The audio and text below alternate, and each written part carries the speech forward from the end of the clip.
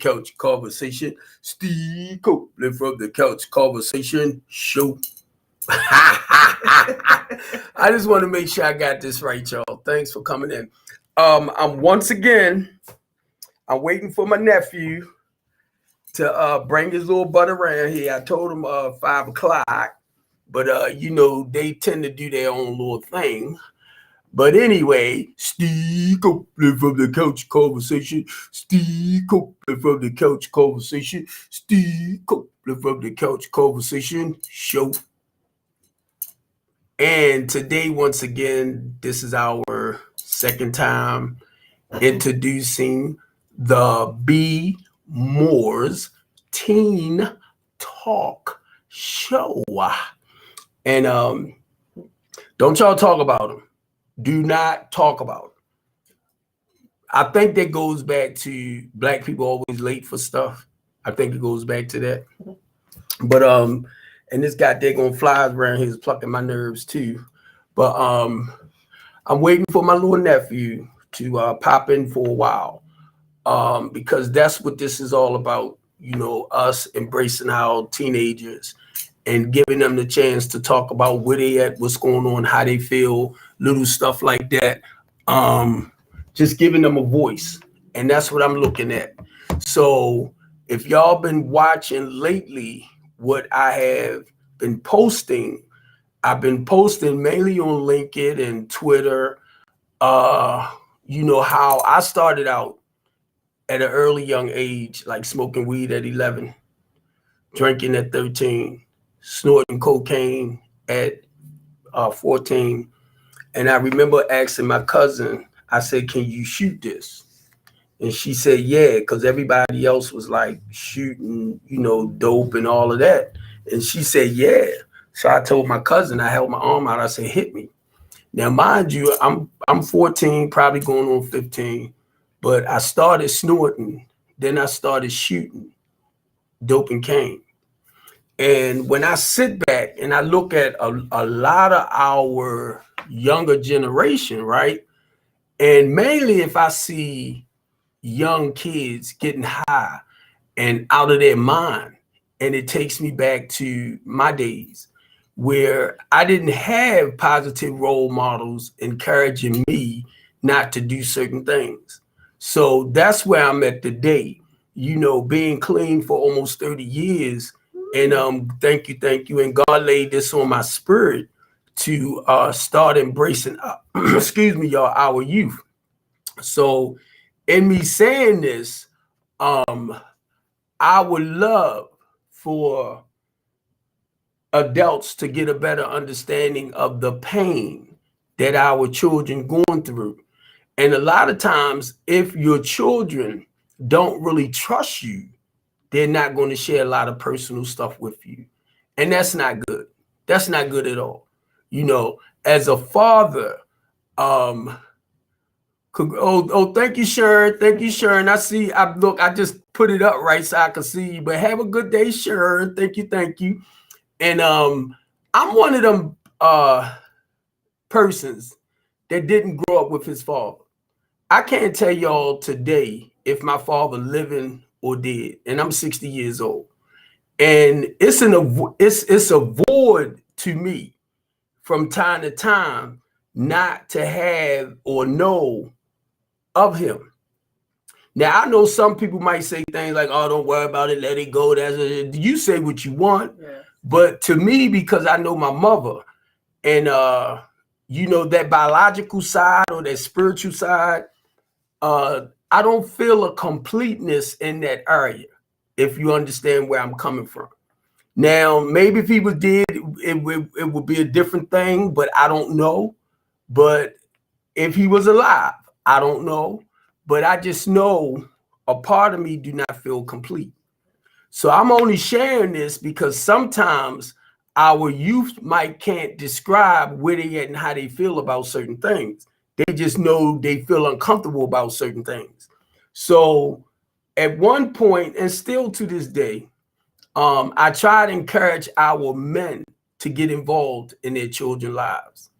And if you have money to take care of them and stuff like that, all is fine and all of that's excellent. But my thing is, if you can just be a part of their lives as far as showing up, hugging them, and telling them that you love them, all that type of stuff would be great because they need to feel you.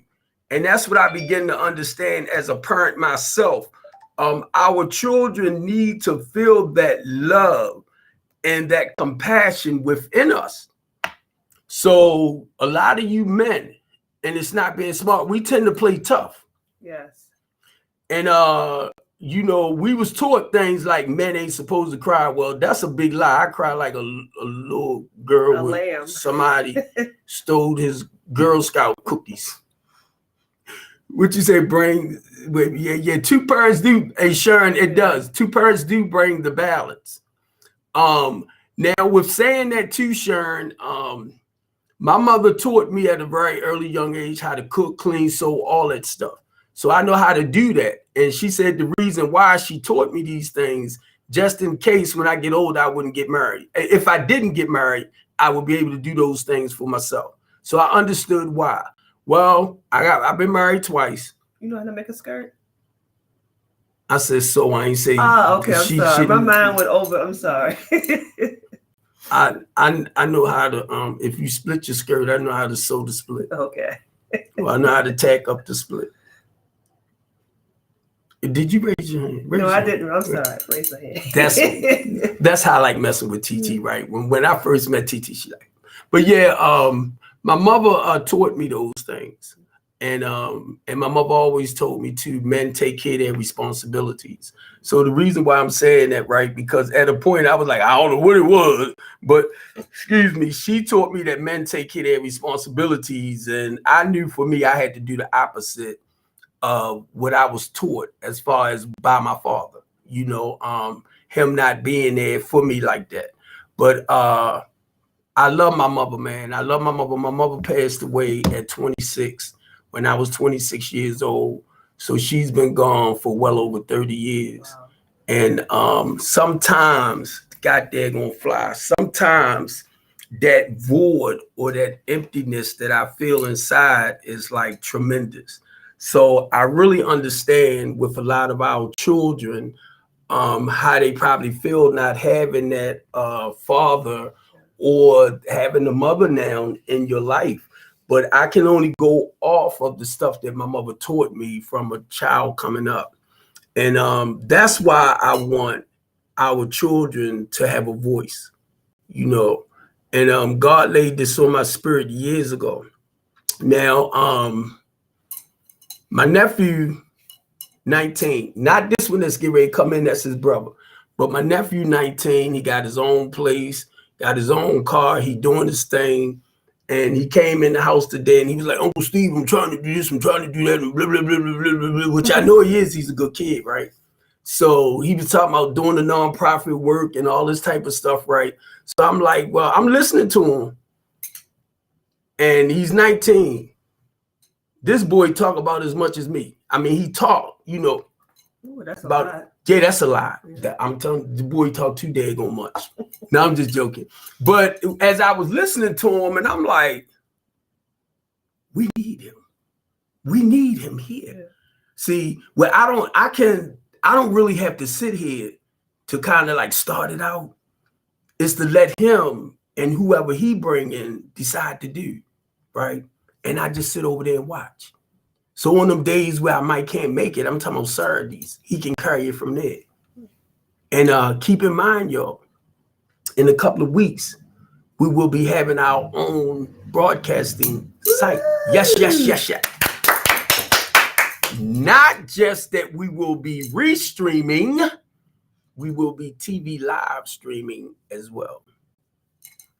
This thing gonna blow up. So I'm gonna just say haters hate, and the ones that's with us, that what you say, a bastard child, I'm sure. The ones that support what we're doing, please continue supporting. And the ones that hating on us, please let us know that you hating. So we understand that Satan is still doing his job. You know, I hate to mention that name because I learned years ago he ain't got no power over me. But that comes with the territory. Yeah. You're gonna expect that. Yeah. That's just like some people, you know, I think I'm a real handsome dude. something. You supposed to cheer that on. Oh yeah. Woo! And this is my sidekick. Sometimes, yo, that's because I dealt with a lot of low self-esteem back then. Yeah. So I'll take it beyond. I know I'm a handsome dude. I'm sexy, I'm gorgeous, I'm cute. I just do that to be smart, right? But that's because I had to learn to love Steve. Yeah. And that's what I try to do with our children, adults. You know, they have to learn to love within themselves. And a lot of us, if we was never taught really how to love or how to give it back, we can't give it back. And I have dated certain women that they didn't really feel good inside about themselves, but I try to build them up. I try to be there for them to let them know all men aren't dogs or stuff like that, right? But then I started learning through my second marriage, and that's not to talk bad about her, that you can't give what you don't have inside. Yeah. So because I realized, you know, some of us tend to look outside for that love from other people, that if you don't have it inside, you don't know how to receive it. So for me, once again, I had to do something different, mainly when it came to my girls. I had to embrace my girls more. I love the relationship my son has with his mother. And I don't never want my son to mistreat women the way I did, you know, because I was brought up with some poor information. You know, it's a poor rat that had one hole to run in and out of. So, you know, you had that main person at home, and then you had somebody in every four corners, you know, and I carried that thing. But that's not the way I want my son to carry it. That's not how I want my daughters to feel like they need to be treated. So I had to treat my daughters and show my son something totally different. You know, even though I did some of the things I did, they was young, they was babies, and I kept a lot of that away from my household. So they didn't see me do a lot of that crutball stuff. So I was able to teach my girls something totally different. And I taught them things like, if a man don't treat you like your father, get away from him. Run. And this is the stuff I taught my girls. And I seen my daughter one day, she in college, her boyfriend in college. And my daughter said one day, she was like, Daddy, I'm sick and tired of him because he don't want nothing out of life. He don't want this, he don't want that, right? And I was like, ah! Did I created a monster? Because he's a good kid to me. But she, you know, she was going through what she was going through. And they separated now. And my youngest is in college to be a lawyer. And I am truly amazed at that. You know, my oldest is 33. She's taking up nursing classes. And little Steve is 19. And his goal is to be a professional soccer player. And he's doing everything he can to fulfill that dream. I wasn't a sports person, so I don't know a lot about that. But just to be there to support my son. You know, Adidas invited him to Amsterdam when he was 15 years old. He represented Baltimore City in the United States over in Amsterdam. The United States beat the Dutch, and they didn't want us to go around bragging about it in Amsterdam when we was there, because that was the first time the boys lost in years. But anyway, you know, that was a beautiful feeling. I took my son to Niagara Falls to play soccer up there. I took him to Jersey because he's on a traveling team, or at that time he was on a traveling team. When they would go to Florida, my wife would drive her and her friend and the kids, and they would go over, you know, they would drive to wherever they needed to go. But if it came to flying or doing something of that nature, I would actually have to step in. But the blessing is, you want to come and sit down? This is Barbie Johnson. This is my business partner, Barbie Johnson from the Book Breakers Show. And y'all see why we have to do this right now. Because we're embracing the kids. And I told my son, my nephew, make sure he here about 4:30. But anyway, we waiting on him and his brother. This is Barbie Johnson sitting right here, y'all. Hello, and y'all know what they say about those black people. Oh yeah, don't even try it. Y'all know what they say about those black people. To let you know, they never show up on time. What you say? Hey, Steph Sharon said hi, Barbie. Hello, Sharon. You ain't say hi to TT. Because if I pronounce her real name, I probably say it wrong. It's Tisha. And I was just getting ready to say Tasha. So I have to let her, that's why I call her TT. I will jack up a name in a minute. And they be thinking I'm playing. I'm like, I'm serious. No, we know you're serious. I don't hold too much on here. Want something? But yeah, I just wanted to share a little bit of that, and look like I'm gonna have to reach out more because I've been reaching out, and I know everything takes time. She said, cutie Miss T. Yep, T. Thank you, Miss Sharon. Now you feel better. She just you weren't left out. She just can't. Look,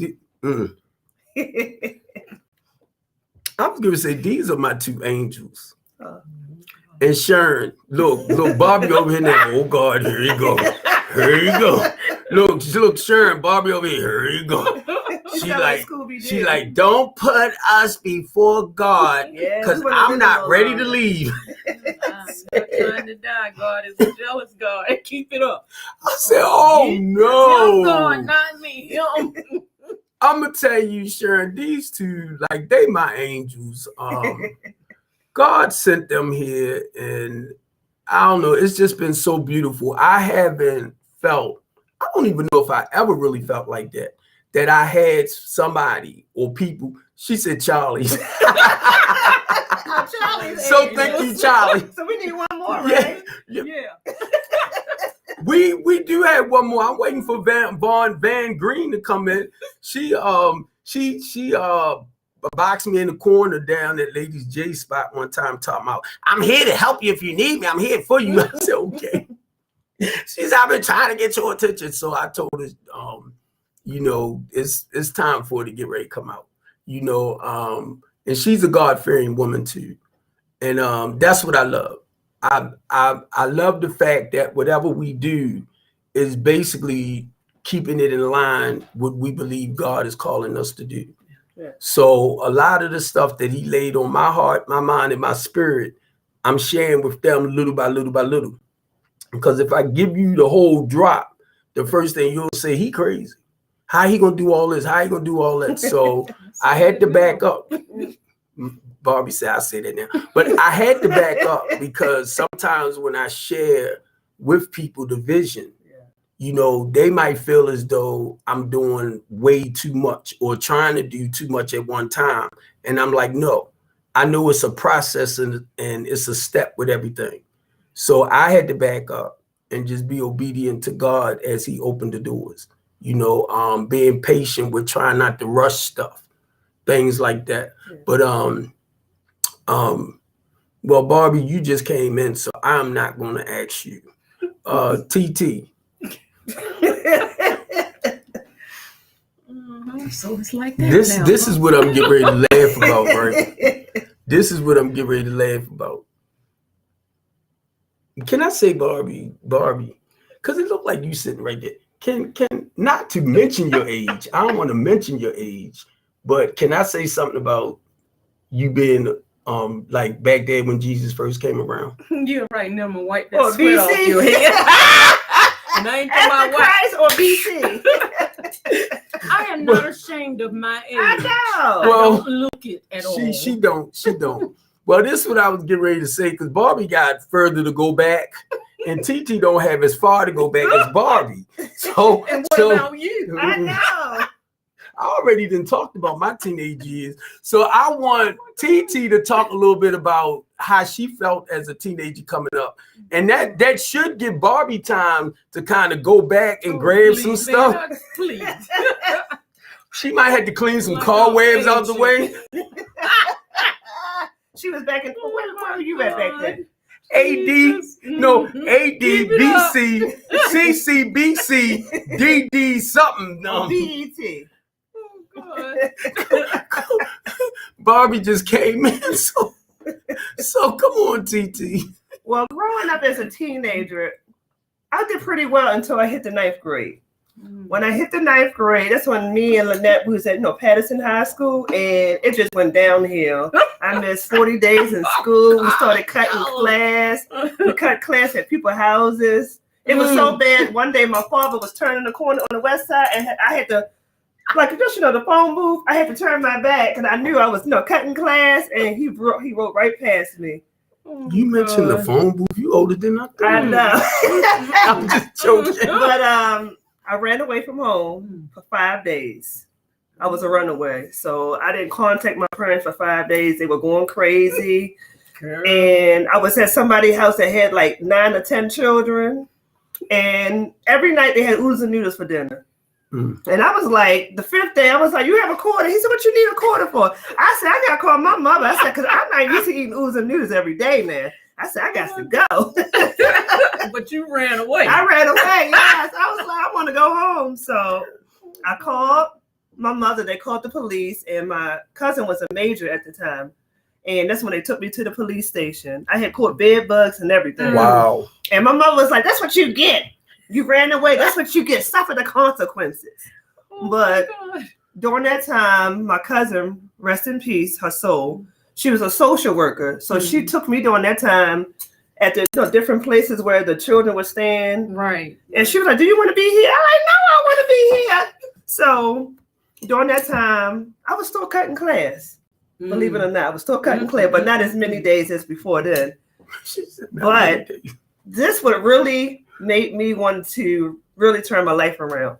I had to stay at my aunt's house for 2 weeks. Oh, goodness. They had me upstairs on the 3rd floor with no heat for 2 weeks. I felt like I was in boot camp.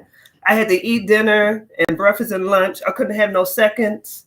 And my aunt was like, you are on our time now, and you're going to straighten up. So during that time. Was this winter time? It was the winter time. Oh, yeah, okay. it was freezing. It's cold in the attic. I had a little blanket. I mean, I really went through. But during that time, God changed my life. Good. I went back home with my mother. During that time, my mother and father, they were divorced.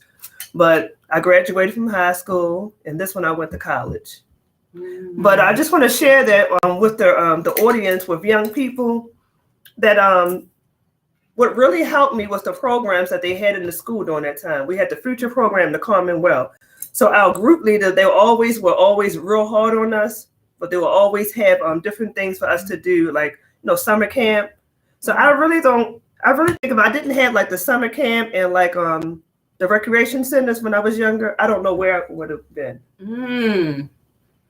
See, that's what's needed now, because they're closing down the PAL centers for children, and they just bumming out on the street. They need a place to go, a safe haven where they enjoy being a kid. Yeah, I was at Chick Webb Recreation Center for 15 years, Mr. Copeland. Yes. You finished? Yeah, I'm finished. He looking at you like, you sure you don't have any more? And slowly I turn. Oh, Lord. Oh, Oh, Lord. Barbie. Oh, Lord. I don't know what you talk about. Some oh Lord. Oh Lord. I know that song. We only have Don't even these go guys there. that gonna fly. Oh, that's your hair. Oh, that's I'm sorry. Is you ready? Ism. Did you have to travel long? Yeah, I did have to travel long. Yeah. Let me stop. I ain't talking about from Glen Burnie. to I here. know I'm what you're talking about. I love these ladies. Oh my God. Oh, Lord. Yeah. Mhm. Like it's that far down memory lane. Get out of here. Okay. That's a song, right? Back down memory lane. I don't know the words. I know. Barbie Johnson, publisher, Yes. ghostwriter. Yes. BJ, Publishing. She had to correct me on that because it's BEEJAY. BJ's or BJ? BJ Publishing. Now let's see. Do Barbie remember her teenage years? Yeah, right. Like I forgot. It was just that 15 years ago. TT said it was just Oh my 15. God. Come on, Barbie. Okay, let me see. When I was coming up as a teenager, I would say I was the black sheep of the family, and the reason why was because I looked like my father. Ooh, but the other part of that is I found out later that he used to beat on my mother. I didn't know that. I did not know that as a child coming up, because only thing I had of him, or we had of him, was a picture of him standing in front of the army tent. So he had been in the army. But as far as my teenager, I feel like I was the black sheep of the family because I was always being given the crappy chores to do, especially when coming up at I had to wash the baby's diapers, and that was before they had Pampers, y'all. Oh. Wow. Yeah, the real diapers with the yes. safety pin. I forgot about the cloth. Wash the baby's diaper, and I was always in charge. And I used to wonder, why can't my other sisters or brothers, because we all shared chores, but I had that stinky chore. Nobody else but me. You were David. Anyway, you know what I would do? I would sing the song and wash those stinky diapers. Yes, I would.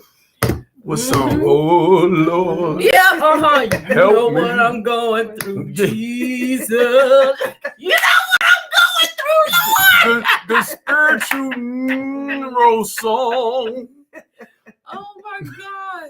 But even through that built character in me. Yeah. Don't turn your nose up at these Yeah. little small job or what you think may be insignificant. Somebody has to do them. Yeah. Somebody has to.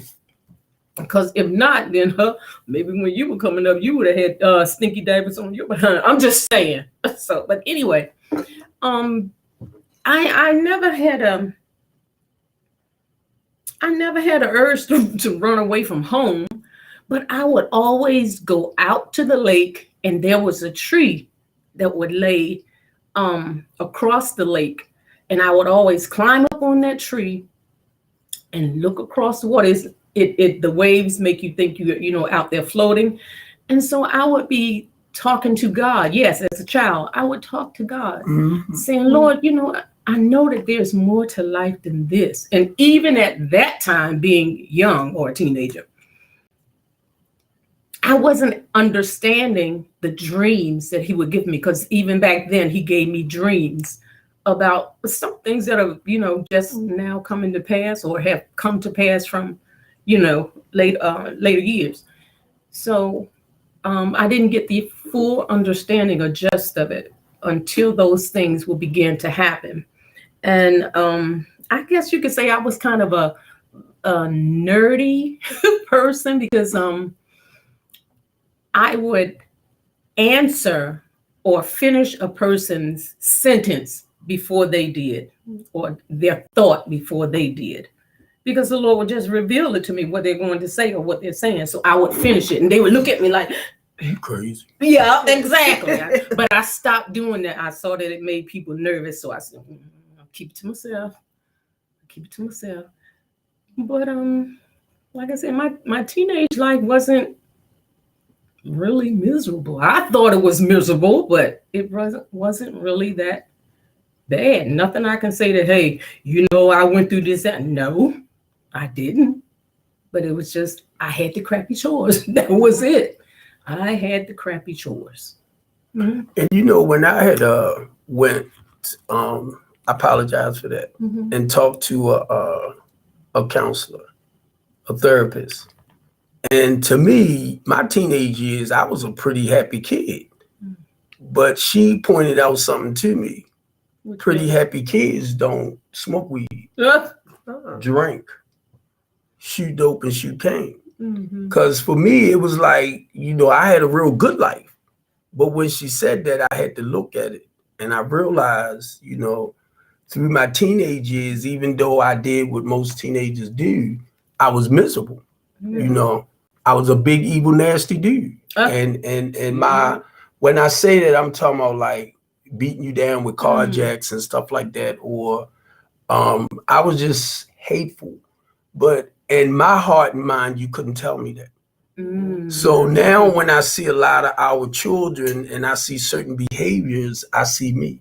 And that's why I say I thank God that, he allowed me to, whenever I'm going through certain things, or I travel back in life from when I was 11, when I was 12, when I was 13, it just helps me to, it's like I'm reliving those things again, but not to reminisce or feel bad about it, because those are stuff that happened in the past. Those are things that happened in the past. So in the process of all of this, and I thank God because of the rooms on top of that. And you and I was talking about this last night. And this is just personally how I feel. As a man of God, or as a person who live according to the Holy Spirit, if my life is so full of chaos and confusion, with that pain and all that bull junk, to me, the Holy Spirit can't work sufficiently in that. So I have to learn to let it go in order for God to really take control of me. And that's something that I begin to realize, that to me, it's like God can't work in no junky house, if your temple is screwed up. So it's all about getting your life together to be sufficient. Now, Pastor Barbie Johnson, how you feel about that? Why you had to put me out there like that? Hello.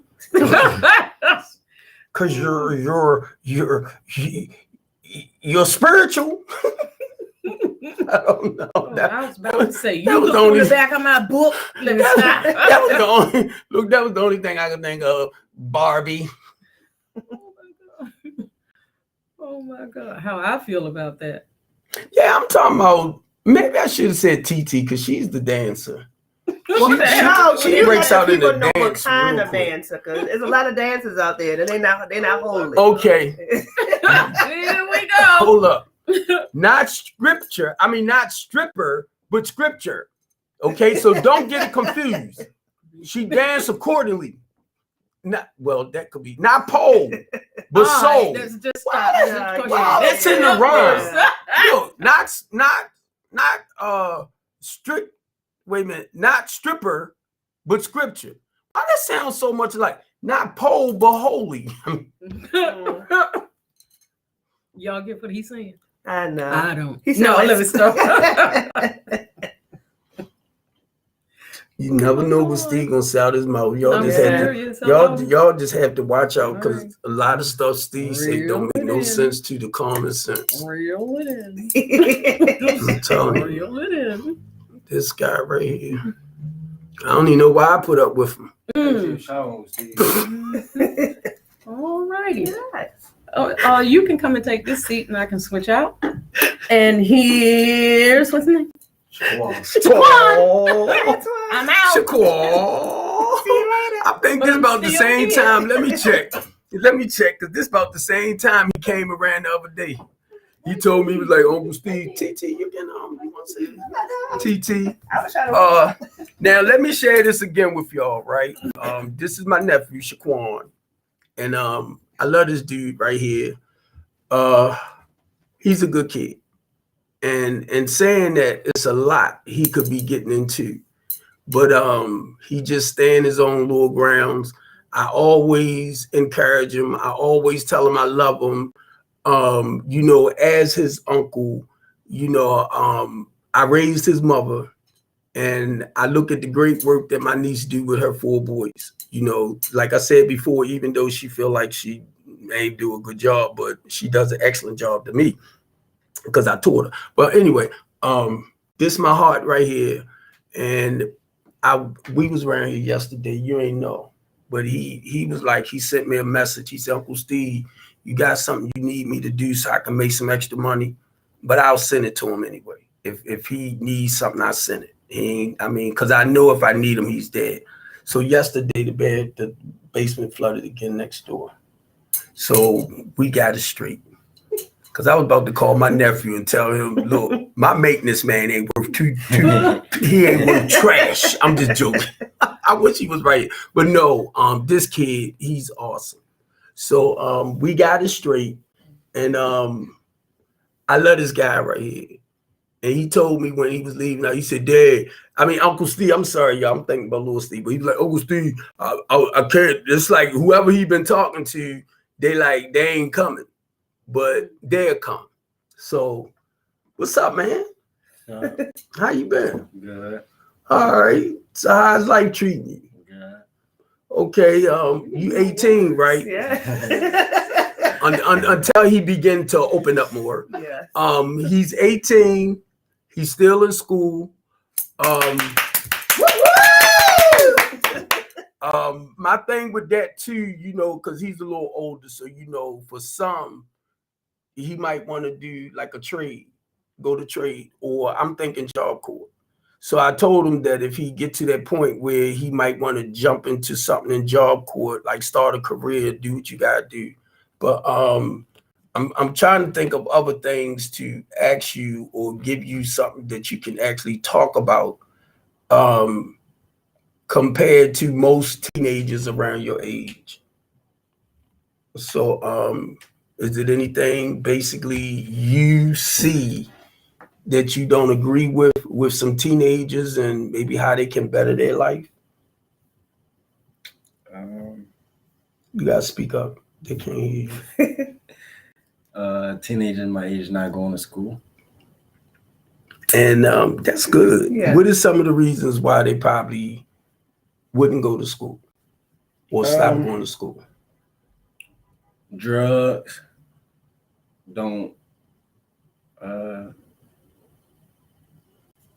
They just don't want to go to school no more. They just want to be dropouts, I guess. I have a question.